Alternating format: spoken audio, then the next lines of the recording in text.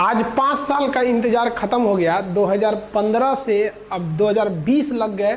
आप अपने पीछे ये देख रहे होंगे मेरे स्क्रीन पर, ये जो भारी भरकम इंजन है, इसे आप रेलवे इंजन का बाप कहिए या दादा कहिए, जो कह लीजिए सही है। ये दुनिया का सबसे पावरफुल इंजन है, वैग 12 नाम है इसका। अब हम समझते हैं इसके बारे में A to Z चीज़ के बारे में कि ये कैसे काम करता है। तो पहले आप ध्यान से समझिए, ये एक ट्विन सेक्शन इंजन है। क्या है ये ट्विन सेक्शन इंजन में क्या क्या चीज़ें होते हैं, तो अब एक एक करके हम पहले इसकी स्पेसिफिकेशन को समझते चलते हैं। हम उसके लिए एक स्लाइड बना दिए हैं, आप ध्यान से समझिए। वैग नाम किसका दिया जाता है? जितनी भी मालगाड़ियाँ होती हैं उनके लिए हम वैग नाम शब्द देते हैं। वैग का फुल फॉर्म क्या होता है? वाइड गेज यानी बड़ी लाइन पर एसी ट्रैक्शन यानी एसी करंट, डीसी पे नहीं, एसी करंट पर चलने वाली गुड्स ट्रेन। जी से क्या होता है? गुड्स। अब वही यहाँ पे पी लगा देंगे वैप, तो ये क्या हो जाएगा? पैसेंजर लोकोमोटिव हो जाएगा। तो वैग का मतलब समझ में आ गया, wide gauge AC traction goods, आगे लोकोमोटिव लगाना पड़ेगा। तो ये 12 क्यों लिखा गया है? क्योंकि 12,000 HP यानी हॉर्स पावर का इसका इंजन क्षमता है। ये 2 देशों ने मिलकर बनाया है, फ्रांस की कंपनी एल्स्ट्रॉम और इंडिया की इंडियन रेलवे। इन दोनों के ज्वाइंट वेंचर से इसे तैयार किया गया। कहाँ पर? बिहार के मधेपुरा में। बिहार के मधेपुरा में तैयार किया गया। इसके अलावे सहारनपुर, यह सहारनपुर और नागपुर, उत्तर प्रदेश में पड़ता है आपका सहारनपुर और महाराष्ट्र में पड़ता है नागपुर। ये 2 जगह पर इसके मेंटेनेंस के लिए वो बनाया गया है, मेंटेनेंस सेंटर बनाया गया है। आप अगर नक्शा में देखेंगे इन जगहों को तो ध्यान से देखिए आप, ये बिहार के मधेपुरा जिला है, यहाँ पर इसका प्रोडक्शन होगा। और उत्तर प्रदेश का ये हो गया आपका सहारनपुर, यहाँ पर मेंटेनेंस है इसका। दूसरा महाराष्ट्र के नागपुर में। तो ये दोनों जगह इसके किस लिए है भाई? मेंटेनेंस के लिए। और ये जगह किस चीज़ का है? बिहार का मधेपुरा मेन प्रोडक्शन लाइन है इसका। अब हम इसके स्पेसिफिकेशन को समझते चलते हैं। अब ध्यान से समझिए इसका स्पेसिफिकेशन। सबसे पहला तो ये 3 फेज इंजन है, 3 फेज। आप कहिएगा कि सर हम रेलवे ट्रैक पे देखते हैं तो ऊपर एक ही फेज रहता है, और आप कह रहे हैं 3 फेज, इसका मतलब 3-3 तो इसके लिए ऊपर से तार जाएगा, OHE वायर 3-3 जाएगा। तो 3 OHE वायर नहीं जाएगा। आप ध्यान से समझिए, यहाँ पर देखिए ये आपका वैग 12 इंजन है, इसके ऊपर एक ही OHE है। OHE के बारे में अलग से समझा देंगे। नीचे वाले तार को हम लोग कॉन्टैक्ट वायर कहते हैं, ऊपर वाले को कैटेनरी वायर, बीच वाले इसको हम लोग कहते हैं ड्रॉपर, वो बाद में हम कभी समझा देंगे। तो देखिए ये जो इंजन क्या करेगा, सिंगल फेज लेगा ऊपर अपने OHE से, इसे पेंटोग्राफ कहते हैं, OHE से। आप लोग के मन में एक सवाल आता होगा, ये घिस क्यों नहीं जाता है? कभी इसके बारे में भी हम चर्चा कर देंगे। तो देखिए ये सिंगल फेज लेता है, उस सिंगल फेज को ये उस सिंगल फेज करंट को ये डीसी में बदलता है। अब ये डीसी में बदलने के बाद उसको 3 फेज एसी में बदल देता है। तो ये एक तरह से तो एसी हो ही गया, और सिंगल फेज को लेके किस फेज में कर दिया? 3 फेज में। इसलिए इसको क्या कहा गया है? 3 फेज पे चलने वाला है। 3 फेज पे चलने वाले जो भी लोकोमोटिव होते हैं वो सिंगल फेज पे चलने वाले की तुलना में बहुत ही ज़्यादा शक्तिशाली होते हैं। समझ में आ गया? दूसरा, इस इंजन की बात करेंगे तो इसका 180 टन इसका खुद का वेट है। अगर केवल इंजन, खाली इंजन की बात करेंगे ना तो 180 टन है। ये बहुत अच्छी बात है। इंजन जितना भारी होता है वो उतना ज़्यादा सामान लेके जा सकता है, और अगर इंजन हल्का होगा ना तो चक्का फिसल जाएगा। कैसे? आप देखते होंगे कि घोड़ा कभी हल्का हो जाता है और उसके पीछे सामान ज़्यादा लाद देते हैं, बस उठ जाता है इसे। तो अगर इंजन हल्का हो जाएगा ना, ज़्यादा सामान लेंगे तो इसका चक्का फिसलने लगेगा। जिस तरीके से कीचड़ में गाड़ियाँ फंस जाती है तो चक्का फिसलता है, आगे नहीं बढ़ पाता है, तो वही यहाँ भी हो जाएगा। तो जानबूझ के इसे बहुत हैवी बनाया गया 180 टन का, ताकि इसमें व्हील स्लिप की समस्या ना आए।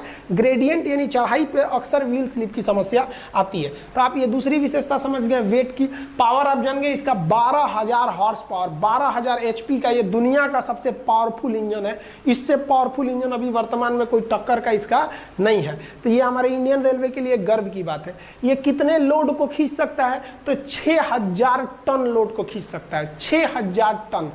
एक ट्रक जो होता है ना, अमूमन 10 टन का वजन लेके जाता है। तो एक ट्रक 10 टन का लेता है, इसमें 10 से भाग दीजिएगा तो 600, यानी 600 ट्रक जितना सामान लेके जाएगा ना, ये अकेले उतना ट्रक ये अकेले लेके चला जाएगा। इसका मतलब इस वैग 12 के आ जाने के बाद हमारे जो सड़कों पे से कम 6,000 ट्रकों का लोड घटेगा। इससे ट्रैफिक में भी सुविधाएं होंगी, डीजल पेट्रोल भी बचेगा, प्रदूषण भी बचेगा, ट्रैफिक भी बचेगा। समझ में आया कि नहीं आएगा? तो ये बहुत जरूरी था ये इंडियन रेलवे के लिए। अभी हम चर्चा करेंगे कि इसको बनाया क्यों गया था।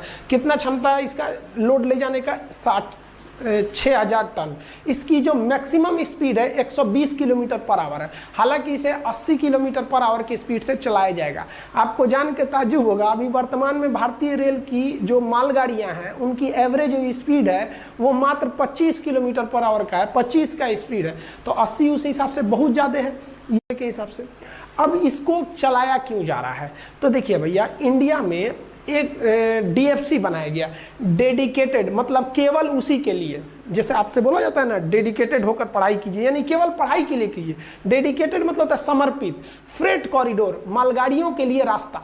तो हिंदुस्तान में एक डेडिकेटेड फ्रेट कॉरिडोर बनाया गया, यानी मालगाड़ियों के लिए समर्पित रास्ता बना दिया गया कि इस ट्रैक पर केवल और केवल मालगाड़ी जाएंगी। इससे दोनों का फायदा, हमारे इंडियन रेलवे को फायदा होता है मालगाड़ियों से, और उन्हीं बेचारे मालगाड़ियों को 2-2 दिन लोग खड़ा कर देते हैं। तो इसमें क्या होगा कि जो हमारी वर्तमान में एग्जिस्टिंग रेलवे लाइन है उस पर मालगाड़ियों का बोझ हटेगा और वो दूसरे ट्रैक पे चली जाएंगी, उस पर केवल मालगाड़ी चलेंगी। तो मालगाड़ियों की भी स्पीड बढ़ेगी और हमारी पैसेंजर ट्रेनों के ट्रैक पर भी लोड कम होगा। तो ये 2 ठो है, एक है ईस्टर्न, एक है वेस्टर्न। ईस्टर्न लुधियाना पंजाब से शुरू होती है और कलकत्ता के दानकुनी, कलकत्ता में जगह है दानकुनी, वहाँ तक जाती है। और वेस्टर्न की बात करेंगे तो मुंबई जो नावासीवा बंदरगाह है, जिसे जवाहरलाल नेहरू बंदरगाह या JNPT कहते हैं, वहाँ से लेकर दादरी, दादरी कहाँ है? यूपी के गाजियाबाद जिला में दादरी, वहाँ जाएगा।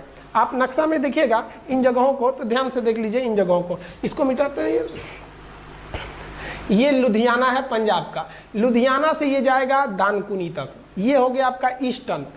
और पंजाब, ये JNPT मुंबई यानी जवाहरलाल नेहरू बंदरगाह से ये जाएगा आपका कहाँ पे? दादरी तक। तो ये आपका फ्रेट कॉरिडोर इतना भयानक ये रूट पे होगा। ये इस पर केवल और केवल मालगाड़ियाँ ही चलेंगी। इस मालगाड़ी से कई फायदे होंगे। तो इसी डेडिकेटेड फ्रेट कॉरिडोर के लिए बनाया गया था। इस देखिए, हमारे हिंदुस्तान में जितना भी रेलवे प्लेटफॉर्म है ना, वो मैक्सिमम 700 मीटर लंबा है। जो प्लेटफॉर्म होते हैं, आप अगर गोरखपुर की बात करिएगा तो केवल प्लेटफॉर्म नंबर 1 ही लंबा है, बाकी सब तो छोटे ही हैं। तो 700 मीटर से ज़्यादा लंबी गाड़ियों को नहीं लगा सकते थे आप, क्योंकि वो प्लेटफॉर्म के बाहर चली जाएंगी। फॉलिंग मार्क आप देखे होंगे, FM लिखा रहता है रेलवे ट्रैक पर, उसके बाहर ट्रेन को नहीं जाना चाहिए। रेलवे का प्लानिंग था कि हम अपनी मालगाड़ी को 2 किलोमीटर लंबा रखेंगे। अब देखिए, 2 किलोमीटर लंबा मालगाड़ी के लिए उतना ही हैवी इंजन चाहिए, तो उसी के लिए बनाया गया आपका वैग 12। समझ में आया वैग 12 के बारे में? और विशेषता ध्यान से समझिए, इसको ट्विन सेक्शन इंजन बनाया गया। ट्विन सेक्शन इंजन मतलब क्या होता है? 2 इंजनों को परमानेंटली जोड़ देना, उसे हम कहते हैं ट्विन सेक्शन। अब कभी कभी आप देखे होंगे मालगाड़ी में 2-2 इंजन जुड़े रहते हैं, तो परमानेंटली नहीं जुड़े होते हैं, आप एक को निकाल भी सकते हैं, हटा भी सकते हैं। लेकिन ये जो इंजन है ये एकदम परमानेंटली जुड़ा हुआ है, ये इसको ट्विन सेक्शन बनाया ही गया। आप अगर ध्यान से देखिएगा इसमें इमेज में, तो इसमें आपको दिख रहा होगा ये कितने सेक्शन इंजन दिख रहे हैं आपको? ये ट्विन सेक्शन इंजन दिखेगा। देखिए, एक सेक्शन ये है और एक सेक्शन ये है। इसमें मोटर से संबंधित ट्रैक्शन वगैरह सब कुछ रखा गया, इसमें कमांड से संबंधित रख दिया गया। तो ये दोनों इंजन हमेशा रहेंगे। एक पेंटोग्राफ यानी ऊपर है और एक पेंटोग्राफ इधर है, यानी एक इसमें एक इसमें, यानी ये दोनों से मिलकर बने हैं। इतना हैवी इंजन को अगर एक ही में पूरे पार्ट पुर्जा को लगाते तो इंजन बहुत बड़ा हो जाता, और बहुत बड़ा इंजन को घुमाने पे बहुत दिक्कत आती है, कर्व बनाने में दिक्कत आता। तो ये एक सिंगल इंजन नहीं है, ये ट्विन सेक्शन इंजन है, दुनिया का सबसे पावरफुल। इसकी सुंदरता का भी काफ़ी ख्याल रखा गया है। और ये भारत का पहला इस तरह से डिजाइन किया गया है कि इसमें लोको पायलट के लिए अंदर ही टॉयलेट बाथरूम दिए गए हैं। नहीं तो वर्तमान की ट्रेनों को देखिएगा तो अगर रेलवे ड्राइवर को कोई भी नेचुरल कॉल जैसे टॉयलेट बाथरूम लगता है तो उसे रोक कर ट्रेन को फिर दूसरी बोगी में जाना पड़ता है। तो ये इसमें खासा ध्यान रखा गया है सुविधाओं का। और इसकी जो सबसे बड़ी विशेषता रखी गई है वो इसका बोगी को देखिए ध्यान से। इसकी जो बोगी बनाई गई है वो बोबो प्लस बोबो बनाया गया है। आप में से बहुत लोग को यही नहीं पता होगा कि बोगी क्या होता है। देखिए ध्यान से, बोगी क्या होता है? बोगी इसको बोला जाता है, ये जो चीज़ दिख रही है आपको ये है भाई बोगी। जबकि आप लोग ना ट्रेन के डिब्बा को बोलते हैं बोगी, और लोग बोलते हैं कोने बोगी में तोरा रिजर्वेशन है रे? हाँ तो कहेगा S3 में। अरे भैया रिजर्वेशन बोगी में होगा, मरिए जाएगा आदमी जो बैठेगा इसमें। चक्का के ग्रुप को हम लोग क्या कहते हैं? बोगी कहते हैं, बोगी। तो देखिए, जिसमें 2-2 का ग्रुप लगा रहता है उसको कहते हैं बोबो। उसे क्या कहेंगे? बोबो। तो पहला ये समझ में आ गया ना, बोगी। देखिए इसमें 2-2 का ग्रुप है, 2 यहाँ 2 यहाँ, तो ये बोबो ग्रुप कहलाता है। ऐसा बोगी बहुत तेज भागता है और जिसमें 3-3 चक्कों का ग्रुप रहता है उसे कहते हैं कोको। देखिए आप ध्यान से इसमें एग्जांपल में हम आपको दिखा देते हैं कोको का एग्जांपल। आप ध्यान दीजिए यहाँ पे देखिए तो 3 चक्के दिखेंगे आपको यहाँ पे, 1 2 3 का ग्रुप यहाँ है और 3 का ग्रुप यहाँ है, तो इसे कहेंगे कोको और इधर भी कोको। ऐसा थोड़ी है कि केवल इतने से ट्रेन में चल जाएगा, भैया आगे पीछे दोनों ना लगाना पड़ेगा। तो इसको क्या कहते हैं कोको, ये हो गया को, तो ये कोको इंजन है। तो जिसमें 3-3 के ग्रुप लगाए जाएंगे तो कोको। हालांकि आप रेलवे के जॉब करने वाले आदमी थोड़े हैं जो आपसे ये पूछेगा कि कोको में कितना इंजन, कितना टोटल चक्का कितना। तो कोको में चक्का गिनिए ना, 3 इधर दिख रहा है तो 3 उधर भी दिखेगा, यानी 6 इधर और 6 इधर, यानी 12 चक्के हो जाते हैं। तो हम चक्के नहीं गिन रहे हैं, हम ग्रुप गिन रहे हैं। 3 के ग्रुप में रहेगा तो कोको और 2 के ग्रुप में रहेगा तो बोबो, और इसी को हम कहते हैं बॉगी। ऊपर का ये एरिया तो इसको कोच कहते हैं, समझ में आया? तो ध्यान दीजिए, जो भी इंजन कोको होता है, कोको बहुत हैवी होता है, लोड खींच लेता है बहुत भयानक, लेकिन वो स्पीड नहीं भाग पाता है। इसलिए जितनी मालगाड़ियां देखेंगे वो सब कोको होती है, क्योंकि लोड तो खींच लेती है लेकिन स्पीड नहीं भाग पाती है। और जितना इंजन आप बोबो देखिएगा, जैसे बोबो, तो ये ससुरा स्पीड भागेगा लेकिन लोड नहीं खींच पाता है। लोड खींचने के लिए भैया 2 पे कितना लोड देंगे, 2 एक्सल पे तो ज़्यादा चाहिए ना। तो उसके लिए भैया आपको क्या चाहिए था, कोको। अब इंडियन रेलवे परेशान। इंडियन रेलवे जो अपने फ्रेट कॉरिडोर पर ट्रेन चलाना चाहता था, उसकी दो रिक्वायरमेंट थी। क्या क्या? पहला तो भैया स्पीड भयानक होना चाहिए, तो स्पीड के लिए कौन सा बॉगी चाहिए, बोबो।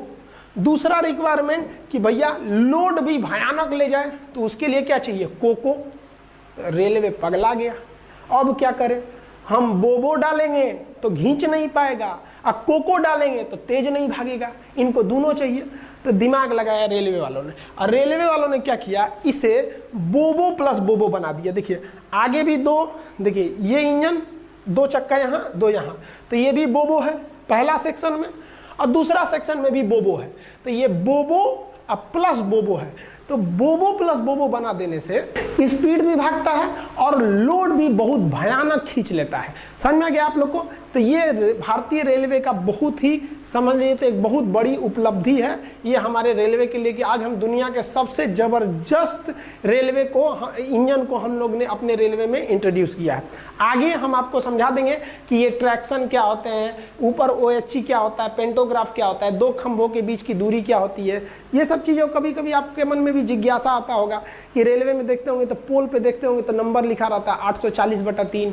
ये सब के बारे में भी कभी कभी हम वीडियो बना के आपको समझा देंगे। आप सब भी बहुत खुश होंगे हमारे रेलवे की इस कामयाबी को देखकर। जय हिंद।